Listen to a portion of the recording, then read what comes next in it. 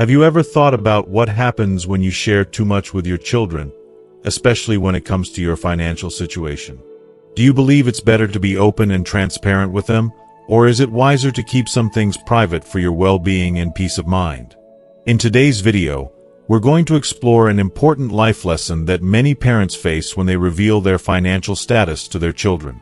We'll dig deep into the dangers of disclosing personal financial details too early and how it can lead to unexpected consequences. This isn't just a story. It's a valuable lesson about maintaining your independence, practicing self-reliance, and recognizing the importance of keeping certain matters to yourself as you get older. You'll discover why financial independence is crucial in later years, how revealing too much about your savings can shift family dynamics in ways you might not anticipate, and why some decisions, like where you live, how you spend your money, or what you choose to do with your time, are personal choices that should remain yours to make. This video is full of insights on how to protect your inner peace, maintain your dignity, and keep your family relationships healthy and strong as you age. So, if you're in your 60s, 70s, or beyond and you want to ensure that your golden years are truly your own, stick with us. By the end of this video, you'll have a clear understanding of how to navigate family dynamics with wisdom, protect your financial security, and preserve your independence. You won't want to miss these crucial lessons. If you're not already subscribed, now's the time to click that subscribe button and activate the notification bell so you never miss a video. Your support means the world to me, and if you find this video helpful, please like and share it so we can continue spreading these valuable lessons together. If you resonate with this topic, please comment 1 to let me know. If not, drop a 0 and tell me what I can do to improve and create better content for you. Now, let's dive right in. My name is Laura, and I'm 66 years old. I was born in a quiet, rural town, one of those places where dreams often felt like distant stars, just out of reach. Life wasn't easy there, opportunities were few, and the struggle to make ends meet was a constant companion. My family had very little, but my mother, bless her heart, had big dreams for me. She wanted more than just survival for her daughter. She wanted me to have a life filled with possibility, a life beyond the constraints of our small-town existence. With that in mind, she turned to a matchmaker, hoping that a union with someone from the city could change my fate. In her eyes, a city man could offer me the life she could only imagine, one filled with comfort and security. Not long after, I found myself married to David, a man from a respectable city family. David was 4 years older than me, steady and dependable, with a good job and bright prospects. His family was well established. His parents worked hard in the factory and had built a life with their own hands. My family was overjoyed by the match, thrilled at the idea of me marrying into a family with so much promise. But, to be honest, I was shocked. I couldn't help but wonder, why would someone like David, a man from the city with everything to offer, want someone like me, a simple country girl, for a wife? At the time, I had no idea that there was much more to our story than what I could see on the surface. It wasn't until after we were married that the truth slowly started to unfold. I discovered that David had been married before. His first wife was from the city, and they had been together for 2 years, but things hadn't worked out. She didn't care for the home they shared. She was lazy, uninterested in contributing to their life together, and often neglected her duties. This created an undercurrent of tension between her and David's mother, who was fiercely protective of her son. Eventually, the cracks in their relationship grew too wide, and David's first marriage ended in divorce. David had tried other relationships in the city after that, but none of them lasted. His family, concerned and desperate to see him settled, decided to look beyond the city, and that's when they found me. At first, learning that I was chosen primarily for my work ethic and my ability to manage a household and take on the responsibilities of the family felt like a bitter pill to swallow. It was as if I were nothing more than a piece in a puzzle, a commodity brought in to fill a role. It hurt. It made me feel less than human, as though my worth was reduced to the labor I could provide. But, over time, I came to understand something deeper. While my role was initially shaped by practicality, it was also one of love and care. David's family, especially his mother, though strict and occasionally difficult, treated me with a surprising amount of thoughtfulness. She made sure I was taken care of, and gradually, I began to feel something I hadn't expected, a sense of belonging. Not long after our marriage, I became pregnant with our son. That pregnancy, that child, became the anchor that secured my place in the family. I was no longer just the country girl they had chosen for my work ethic. I was David's wife, the mother of his children, and a beloved daughter-in-law. When our daughter came along 2 years later, I felt truly blessed. Looking at my children, I couldn't help but feel a deep sense of gratitude for the life I had built with David. I had been fortunate in ways I hadn't even fully understood at the time. Many women I knew were disillusioned by the traditional roles thrust upon them. But my experience, though not perfect, was filled with love, respect, and a shared commitment to family. David's mother, though occasionally stern, began to trust me more and more with family matters. Over the years, I was asked to take on more responsibilities, and I grew into those roles with a sense of pride. David, my husband, was always there for me, always supportive, always loving. He was my rock, the man who treated me with kindness every single day, even when the world seemed to grow more complicated around us. Together, we raised our children with the values we both held dear: hard work, integrity, and love. When my parents retired, they arranged for me to work in the local community office. That job became a blessing in its own right. It gave me a steady income and allowed me to contribute to our family's financial stability. I was so grateful for the support my in-laws had shown me over the years, and as they grew older, I felt a deep sense of responsibility to care for them. I did so with love, just as they had cared for me in my early days with them. When they passed away, it was with a heavy heart that I said goodbye, but I was at peace knowing that I had done everything I could for them. Even as the years passed and I grew older, David never wavered. His love for me remained constant. He remained the thoughtful, caring man he had always been, making me feel cherished every single day. Our life together, though far from perfect, has been a life filled with love, respect, and the unbreakable bond of family. As I look back on all of it now, I can't help but feel an overwhelming sense of gratitude. I've been blessed in ways I never could have imagined when I was just that young girl in a small town, dreaming of something more. Life has been kind to me, and through it all, I've learned that love, in its many forms, is what truly changes the course of our fate.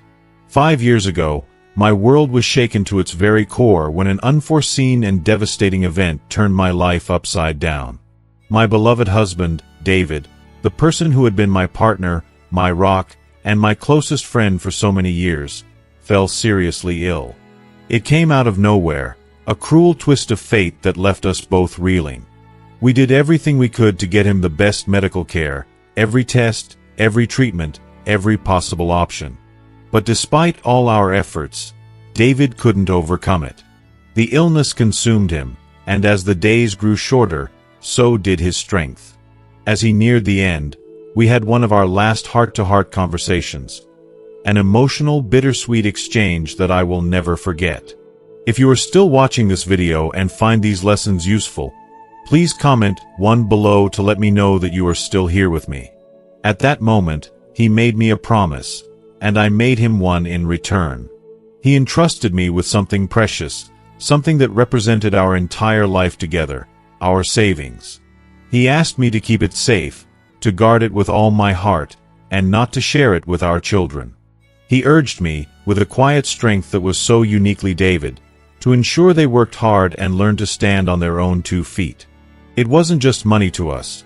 It was the culmination of decades of hard work, sacrifices, and the shared dream of building a future together.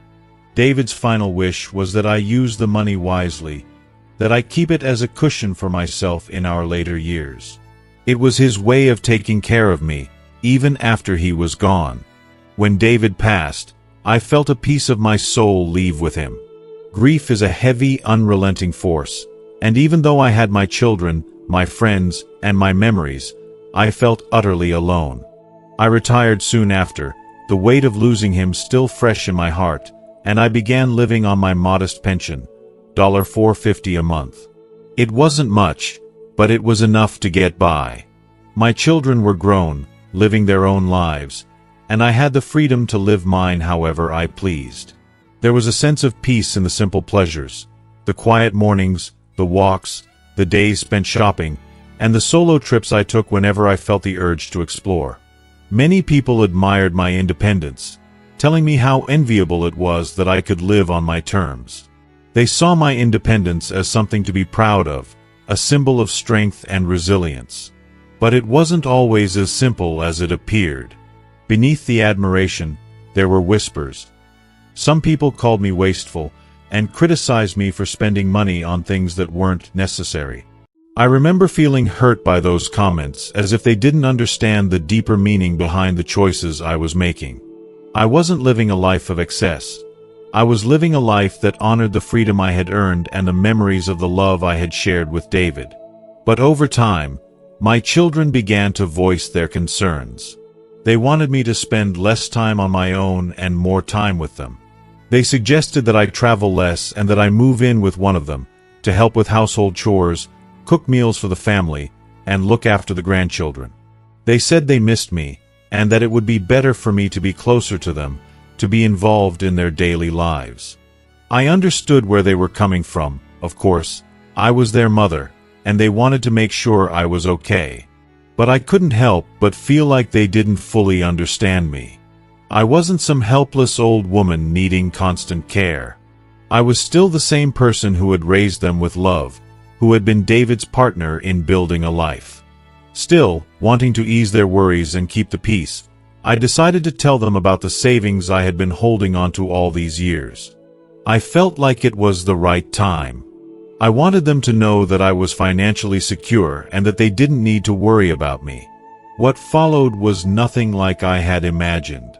When they learned about the money, their reactions were a mixture of shock and, frankly, excitement. They praised David and me for being so financially responsible and so careful with our resources. At first, I didn't think much of it. I was just trying to show them that I was fine. But then, as the days passed, I saw how their attitude shifted.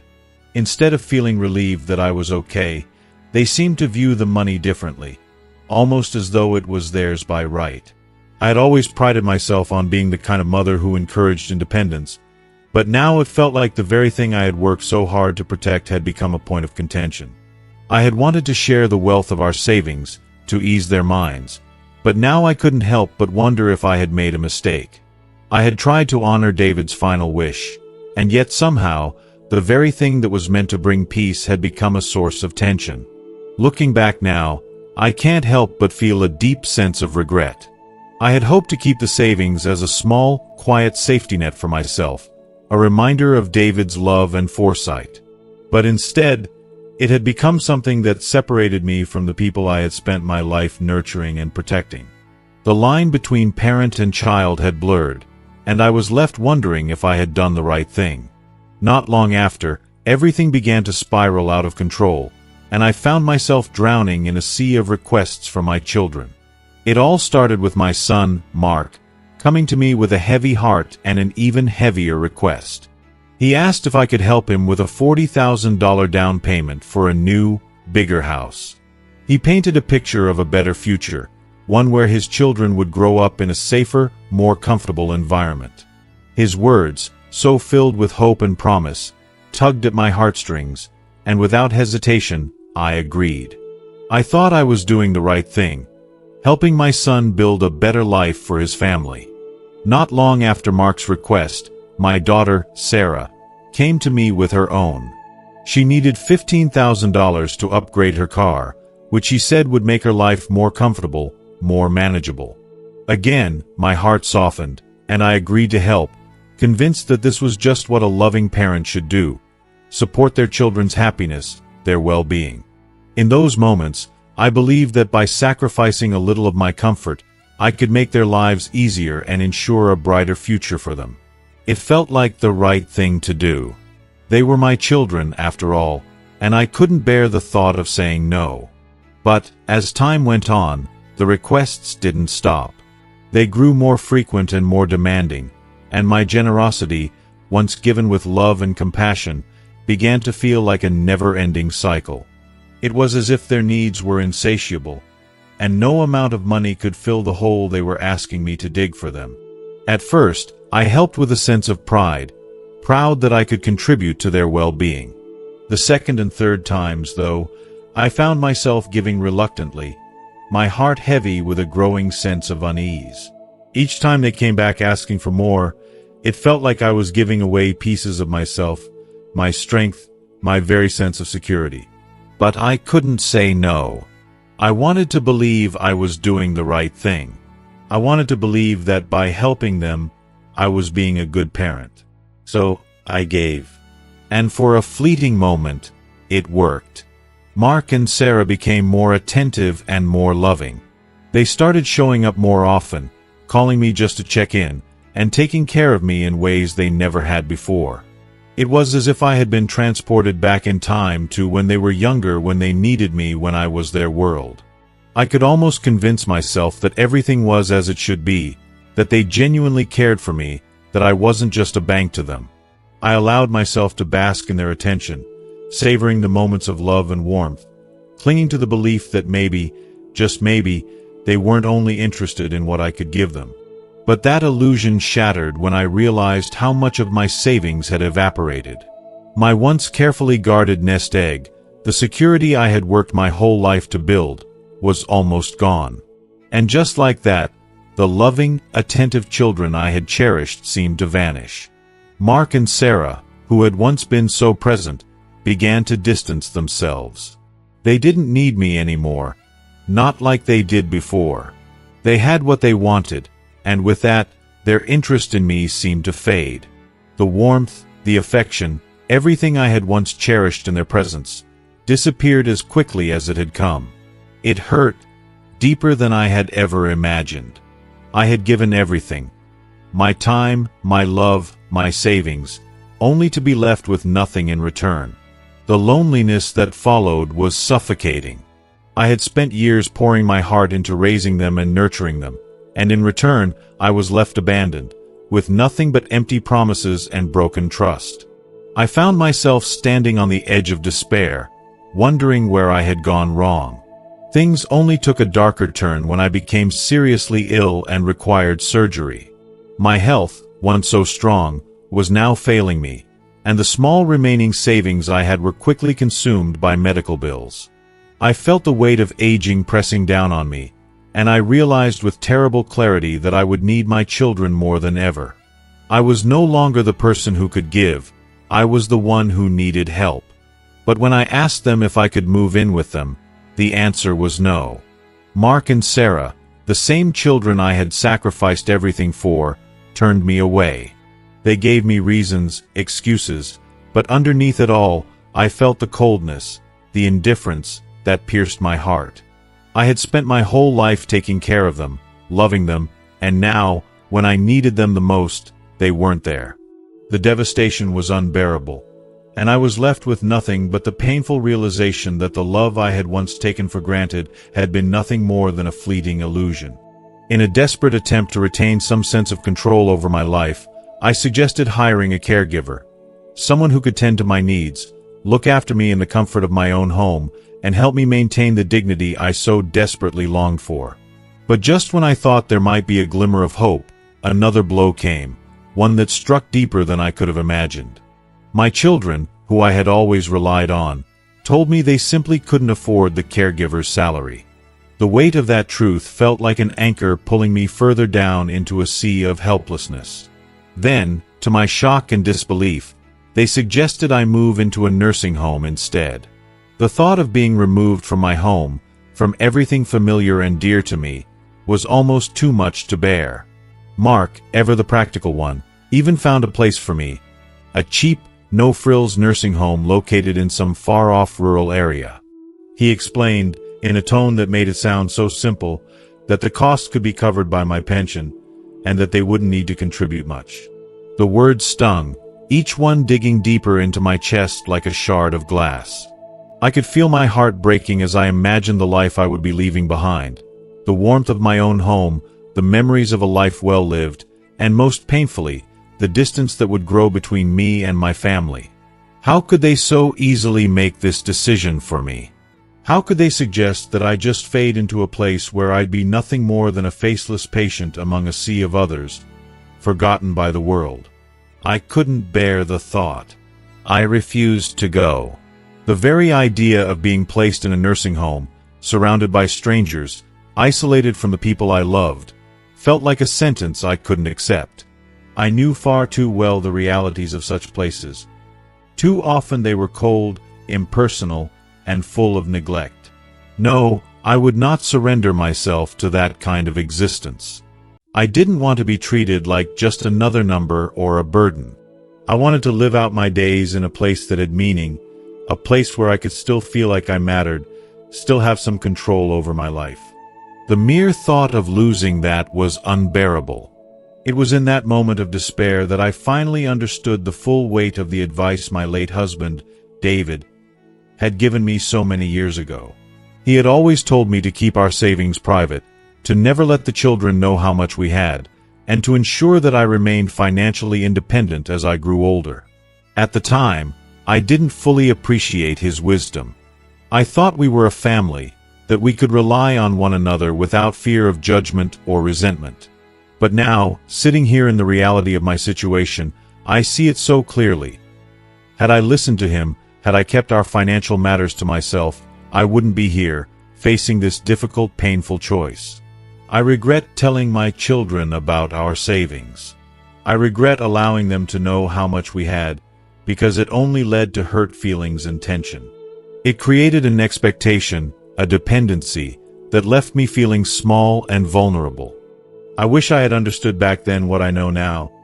How important it is to maintain my independence, not just emotionally, but financially too. As I've grown older, I've come to see the truth in David's advice. In old age, you can't rely on anyone else, no matter how well-meaning they may seem. The reality is that people's lives change, and so do their priorities. The safety net I thought I had isn't there when I need it most. It's a painful lesson, and one I've learned far too late. All I can do now is hold on to what little I have left, and wish that I had been wiser when it truly mattered. I can't undo the past, but I can learn from it, so that, in the future, I might not find myself so vulnerable, so dependent, and so heartbroken. As we grow older, one of the most profound truths I've come to understand is the importance of preserving harmony and emotional closeness within our family relationships. This becomes even more vital as we age. With each passing year, our words and actions carry more weight than we often realize. It's not just about the things we say, but the way we say them, and the impact they have on those we love.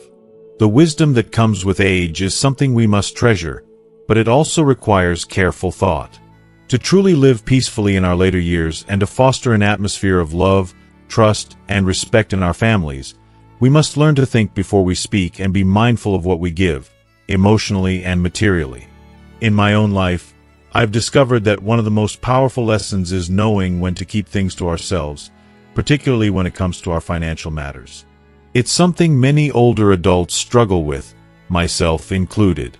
Our natural instinct is often to protect our children, to plan ahead for them, to ensure that they'll be taken care of when we're gone. Out of deep love and a desire to shield them from future struggles, we might start to overthink, to overplan, even to make promises we might not fully understand the consequences of. While these intentions come from the heart, the reality can be quite different from what we expect. If you are still watching this video and find these lessons useful, please comment below to let me know that you are still here with me. I've seen so many families, including my own, where parents disclose their financial plans too early, revealing the details of their savings and telling their children that one day, everything they have will be passed down to them. And at first, it might seem harmless, maybe even thoughtful. But what I've come to realize is that these well-meaning gestures can unintentionally sow the seeds for dependency. Instead of empowering our children to be self-sufficient and driven, we may inadvertently set them on a path where they begin to expect things from us, to lean on us in ways that stifle their own growth. I can't stress this enough. The hardest thing to do as a parent is to let go. We want to make sure our children will be safe, that they will never want for anything. But by constantly reassuring them that they'll inherit everything we've worked for, we might be robbing them of the opportunity to build their own futures, to learn the value of hard work, independence, and perseverance. I've seen it happen. Children who, instead of developing a strong sense of responsibility for their own lives, begin to take things for granted, feeling entitled to what we've built rather than understanding the sacrifice, the effort, the struggle it took to create it. This is why I believe it's so essential to keep your financial matters private.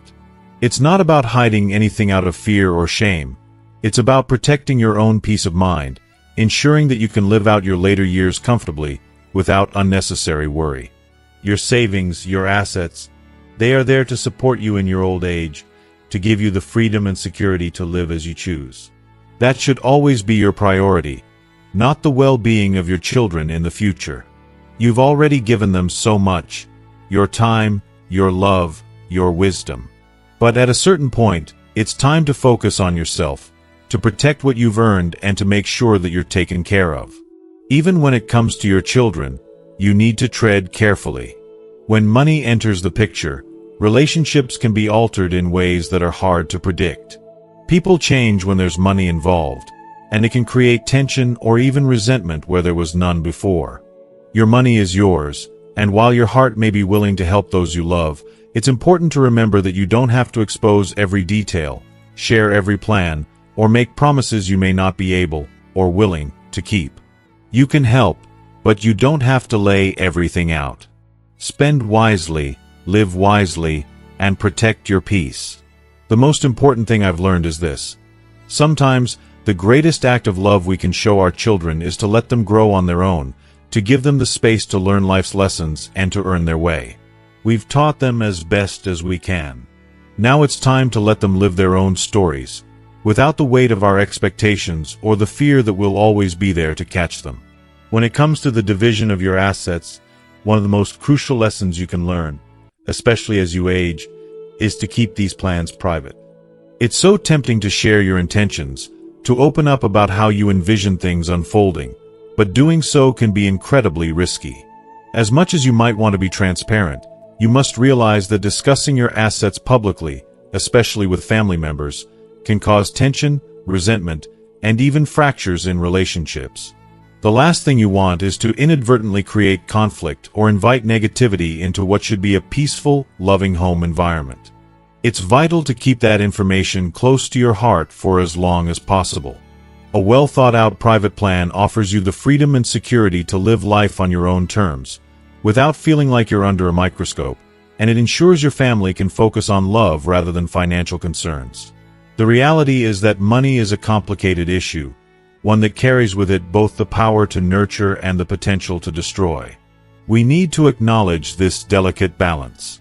Parents, in particular, need to understand that assets aren't just numbers. They are powerful symbols of what we've worked hard to build over the years. When wealth is given away too freely, too soon, it can unintentionally do more harm than good. We see this happen far too often. Parents, eager to support their children, might distribute their wealth thinking it will ease their burdens, but instead, they may be creating emotional or financial dependency. The true gift we can give our children is not piles of money, but the wisdom to manage their own lives, to be independent, and to take pride in their ability to stand on their own feet. There are so many heart-wrenching stories of well-meaning parents who, in their attempt to provide for their children, hand over their wealth too early. They may believe it's helping, but they're unintentionally robbing their children of something far more valuable: the opportunity to struggle, to learn, and to grow. Life isn't meant to be handed to anyone on a silver platter. When everything is too easy, it can quickly lose its value. The lessons learned through hard work and perseverance are what shape us into responsible, capable adults. If a child is given everything without having to earn it, they may become complacent, unappreciative, and even neglectful, sometimes not even bothering to take care of the parents who sacrificed so much for them in the first place. I've seen it time and time again. A parent's good intentions, their desire to be generous, can turn into a regrettable mistake when it comes to managing their legacy. Like a deck of cards that's shuffled too quickly, when assets are dealt out without careful thought or timing, it's easy to end up with a losing hand. There's so much more to wealth than just the numbers. It's about fostering a sense of responsibility, independence, and respect for the future. It's about giving your children the tools they need to thrive, not just the financial resources to rely on. If you really care about them, teach them how to live responsibly, how to earn their success, and how to build their own legacy. In the end, keeping your assets secure and well managed is a form of self-care, not just for you, but for your children, too. Let them learn the value of what you've built by showing them the importance of responsibility, of working for what you want, and of being emotionally and financially self-sufficient. That's the real gift you can give them. Your legacy isn't just the money you leave behind. It's the values you instill and the wisdom you pass on. It's time to stop thinking of wealth as a quick fix, and start thinking of it as a long-term strategy for both your happiness and your family's future. When it comes to the delicate matter of planning how personal assets will be distributed, families often find themselves plunged into turmoil, torn apart by disagreements over who should receive what. It's a heartbreaking reality, one where emotions run high, and no one wants to feel left out or, worse, unfairly treated. The desire for fairness is natural, but in these situations, it can quickly escalate into resentment, jealousy, and deep hurt. It's a painful process that often leads to rifts between those who should love and support one another. But here's where the wisdom of older generations can be incredibly valuable. Many older adults have learned the importance of keeping their asset distribution plans private. They understand that revealing too much too soon can spark conflict, and so they choose to keep their plans close to their hearts, sharing them only when absolutely necessary. This approach isn't about secrecy for the sake of secrecy. It's about protecting the emotional well-being of their loved ones and preserving the peace within their families. Take, for instance, the poignant storyline in the TV series Family of the Nam House. The tension that arises when a family is caught in the throes of a dispute over the ownership of an old house is devastating. The father, Nam Kien Long, unwittingly exacerbates the conflict by favoring his biological child, setting off waves of anger and frustration from his second wife and her child. The situation becomes even more complex when you consider that, had he chosen to favor his wife and her child, his own daughter would have felt a deep, soul-crushing sense of betrayal. The emotional pain of both sides is palpable, and no one wins. In families like these, where relationships are already complicated by remarriage and blended dynamics, the issue of inheritance can become a powder keg, waiting for the smallest spark to set it off. It's a bitter reminder of how easily a family's harmony can be shattered when financial matters are handled carelessly. The lesson here is clear, and it's one that grows more urgent as we age. We must be deeply mindful of how we approach sensitive topics like finances and inheritance. Even among those we love most, these matters can be emotionally charged, and the more we reveal, the more we risk causing pain and discord. No one should ever underestimate the power of unspoken words. What's not said can sometimes protect a family more than the harsh reality of the truth. It's often the wisest course of action to keep financial plans private, only sharing them when the time is right, when the need for clarity truly arises. This not only shields our loved ones from unnecessary stress, but also ensures that the family's bond remains intact, free from the corrosive effects of suspicion and resentment. By withholding certain details until the proper moment, we maintain a sense of balance, harmony, and respect for everyone's feelings. In the past, older generations understood that revealing too much, too soon, wasn't just imprudent, it was unloving. They knew that true care for their children didn't involve giving them everything at once, but rather encouraging them to grow independently, to stand on their own 2 feet, and to build lives based on their own efforts and decisions. The greatest gift wasn't wealth, but wisdom and the emotional strength to navigate life without being dependent on inheritance. These parents didn't want their children to see their worth in terms of money. They wanted them to understand that true independence and fulfillment come from within, not from an external source. It was a love born out of foresight, a desire to see their children thrive not because of a handout, but because they had learned to thrive on their own merit, on the richness of their own lives. This kind of love, this kind of wisdom, is something we should all strive for, especially as we enter the later stages of our own lives. When it comes to asset distribution and the delicate dynamics of family relationships, there's something profoundly sacred about keeping those details private.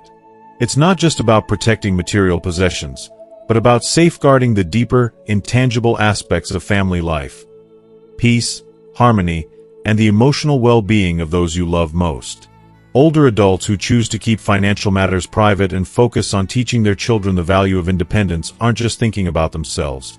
They are thinking about the future, about preserving a legacy that is not rooted in material wealth, but in the lasting values of wisdom, responsibility, and unconditional love. By doing so, they are creating a space where the next generation can learn to stand on their own 2 feet, carving their own paths to success without the burden of financial dependency or the complications of unspoken expectations. The truth is, when it comes to making choices within a family, especially one that includes multiple children, the decisions can feel like walking a tightrope. It's emotionally exhausting and heart-wrenching to know that no matter how hard you try, there will always be a child who feels slighted or overlooked. There's no easy way to divide your love, your attention, or your resources equally, and that truth can be painful. It's almost inevitable that someone at some point will feel misunderstood, left out, or even hurt by what they perceive as an unfair decision. The emotional weight of that is real, and it's often amplified by the complexities of family life, where old wounds and unresolved issues tend to bubble to the surface during high-stress moments. What's so difficult about these times is that the injustices aren't always clear-cut, and yet the emotions tied to them are raw, powerful, and deeply felt. It's an almost universal experience that at some point, children feel that they've been treated unfairly, even when parents had the best intentions. But here's where the real test of family strength comes in. It's not about avoiding the hard decisions or pretending that everything is perfect. It's about how we move forward after those decisions are made. Life doesn't always give us perfect solutions, and the path to peace often requires a quiet acceptance of imperfection. Both parents and children need to cultivate a deep, shared understanding that fairness doesn't always mean equal treatment, and that sometimes sacrifices are required for the greater good of the family. There's beauty in this, an unspoken grace that emerges when both sides let go of their need to constantly explain themselves or to dwell on past grievances. Children, too, must learn to release their anger or sadness over perceived injustices, and to trust that their parents are acting out of love and concern, even if it doesn't always feel that way. A powerful example of this comes from the poignant scene in the movie Home Sweet Home, where Feng, the protagonist, asks his grandmother why she chose to give the family house to the eldest child, despite knowing that the second and third children were also in need. The grandmother, with quiet strength and emotional clarity, shares the painful truth. She had only one house to give, and at that moment, the eldest child was in the greatest financial need. The second and third children, while not financially well off, were managing to get by. This decision, though practical, was still deeply emotional, and it left a shadow of disappointment and even resentment among the siblings. But the grandmother, though burdened by the weight of her decision, knew that her choice was rooted in the need to act in the moment, not in the hopes of avoiding discomfort. Over time, as the years passed, the issue was never brought up again. It was a decision made with love, not favoritism, and the silence that followed was one of understanding, not bitterness.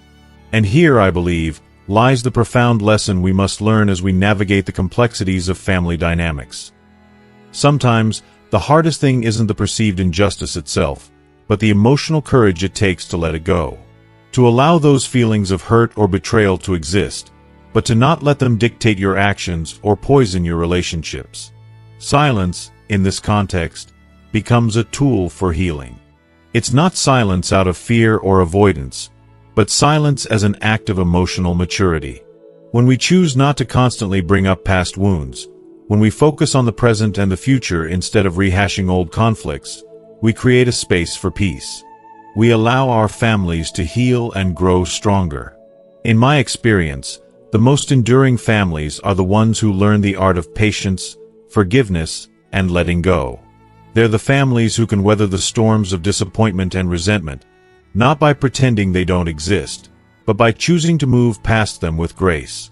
Because, ultimately, life is too short to cling to old grievances.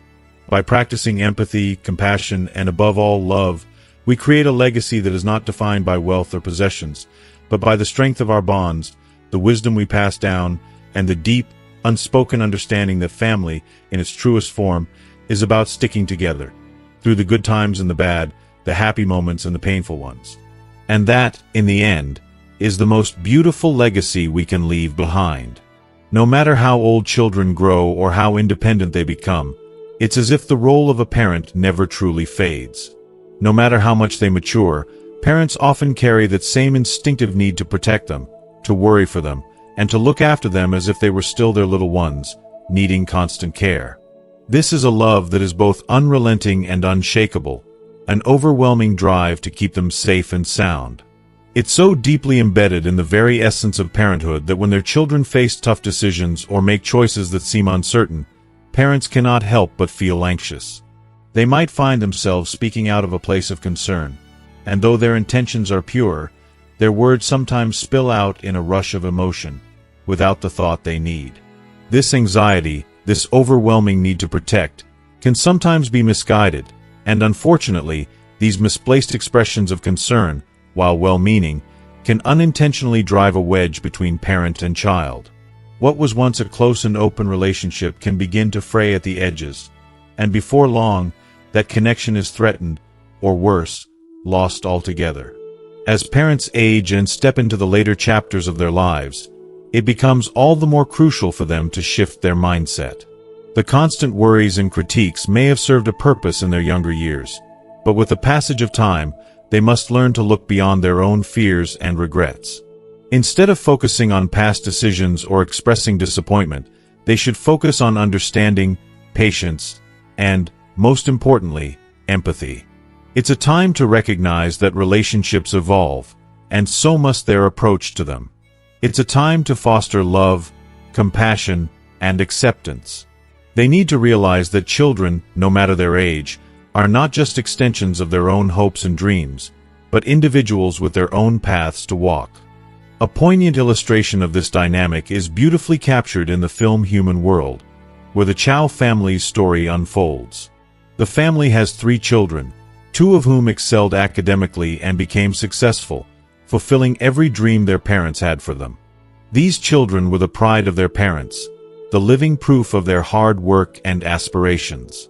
However, the youngest child, who did not achieve the same academic success, chose a different path, staying home to care for their aging parents. This decision, though deeply selfless and full of love, was met with the father's disappointment. If you are still watching this video and find these lessons useful, please comment 3 below to let me know that you are still here with me. He couldn't help but compare the youngest child to their older siblings, feeling that the sacrifice wasn't enough to measure up. His frustration grew, and soon his reproaches became a constant source of tension. The more he expressed his dissatisfaction, the more distant the bond between them became. Over the years, these wounds festered, and eventually, the once close father and child stopped communicating altogether. Years passed with no words exchanged, a silence filled with hurt and misunderstanding. This is the painful truth that many children face. No matter how much they do, no matter how successful they might appear to others, they need the recognition and support of their parents. They need validation that their choices matter, that they are seen and appreciated for who they are. Without this affirmation, no amount of outward success can shield them from feeling small, unimportant, or unloved. Parents' words, whether they come from disappointment, frustration, or well-intentioned advice, can wound deeply. These wounds, when left unhealed, can become scars that last a lifetime, sometimes even beyond the time that heals physical wounds. And the most heartbreaking part? These scars are not always visible, but they are no less real. The emotional toll of this kind of criticism is far-reaching, and the effects can ripple through years, creating a silence where love and communication once flourished. As parents age, they must come to understand that their role as leaders of the family is not about asserting control or passing judgment, but about bridging gaps between generations, between the past and the future. They are the glue that holds the family together, the keepers of traditions, the storytellers of the past. But in their later years, they must remember that the words they choose, the actions they take, are incredibly powerful. They can build or destroy, heal or harm. Not everything needs to be said out loud. In fact, some of the most loving things a parent can do are to be selective with their words, to choose silence over criticism, and patience over impatience. This isn't about avoiding hard truths or shirking away from necessary conversations. It's about knowing when to step back and allow space for understanding. It's about letting love speak louder than the need to be right. At the end of the day, this kind of thoughtful, compassionate approach is a testament to emotional maturity. It speaks to a love that goes beyond the surface, that recognizes the complex emotional landscapes of the people we care for. Showing love through tact, through silence, through understanding, can be infinitely more powerful than any well-meaning but poorly timed word. Sometimes it's not what we say that matters most. It's the love we show by saying less, by listening more, and by creating an atmosphere where our children know, without a doubt, that they are enough just as they are. As we wrap up today's discussion, I hope you found some meaningful takeaways about the delicate balance between parenting, emotional health, and the evolving relationships we share with our children as we all grow older. What's clear is that our words, whether they come from love, concern, or frustration, carry great power. They can either build a bridge or create a gap. But more than that, we've learned that showing love through empathy, understanding, and sometimes even silence, can be more healing than any criticism or judgment. Now, I'd love to hear from you. What's one thing you've learned from today's video that you'll take with you and apply in your own life or relationships? Please share in the comments below. Let's keep this conversation going. And if you enjoyed this video, please leave your comment, like, share with someone who might need to hear this message, and don't forget to subscribe to our channel for more content like this. Thank you for watching, and I look forward to hearing your thoughts.